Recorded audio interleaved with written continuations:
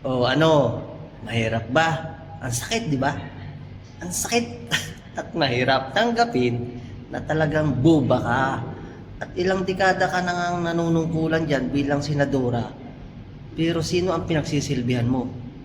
Hindi ang taong bayan ha, hindi ang taong bayan. Kung hindi, kayong mga oligarchs na nagpapahirap sa taong bayan. Tanggapin mo na kasi na buba ka kahit ilang dekada ka na dyan sa Senado. Wala ka kasing alam. Talagang walang alam as in. Kung hindi ang, alam nyo na yun mga kababayan. Di ba? Buba eh. Oh, kita nyo yan, si Subiri.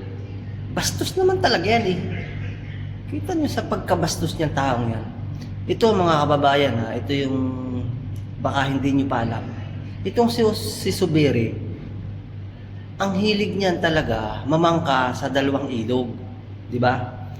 Hindi niya ba naintindihan nung mga panahong kumakampanya si PBBM at yung tatay niya ay nasa entablado at kasama diyan si BBM. Yung tatay ni Subiri gustong itaas yung kamay ni BBM. Pero itong si BBM, winahi yung kamay ng tatay ni Subiri. So ngayon,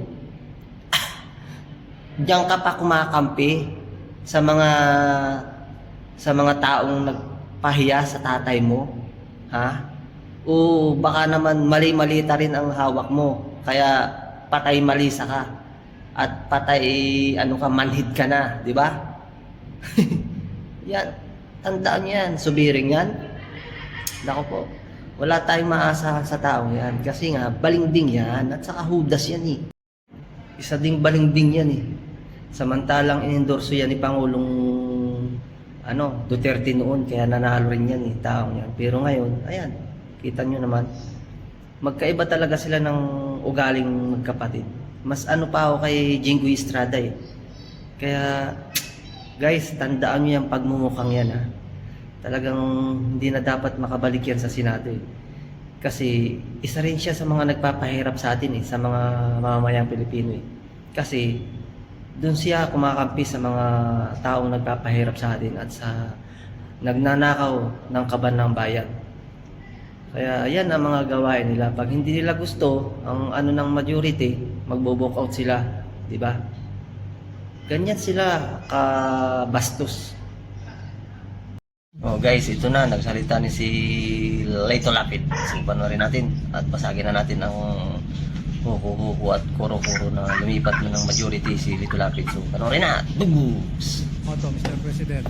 Paliwanag lang na po, manifestation lang.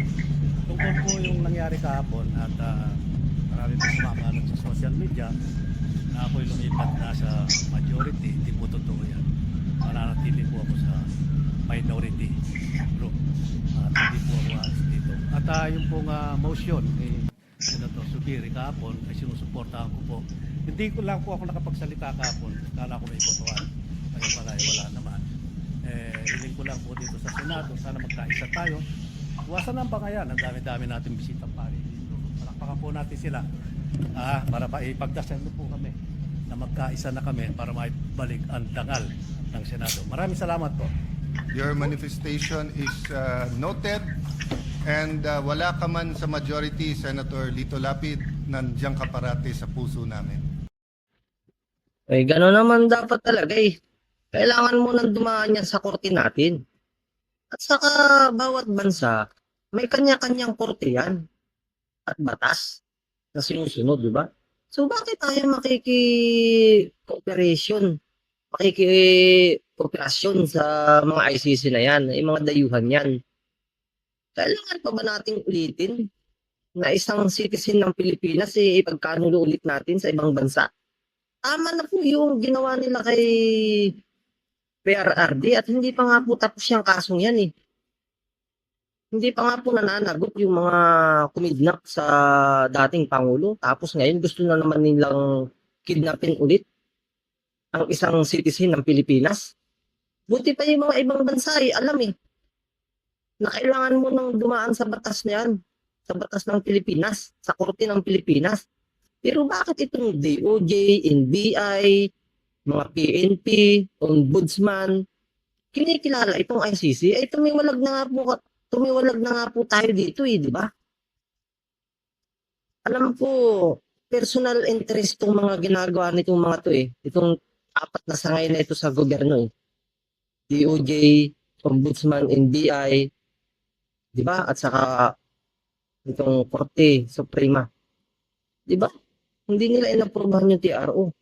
Eh, bakit? Hawak din ba kayo sa liig? Diyos ko naman. Doon kayo sa tama. Kung halos lahat na lang sumasang-ayon sa mga demonyo, eh, walang mangyayari. Kaya balik sa inyo yan. Tandaan nyo yan. May karma yan. Naku, bago-bago na kayo.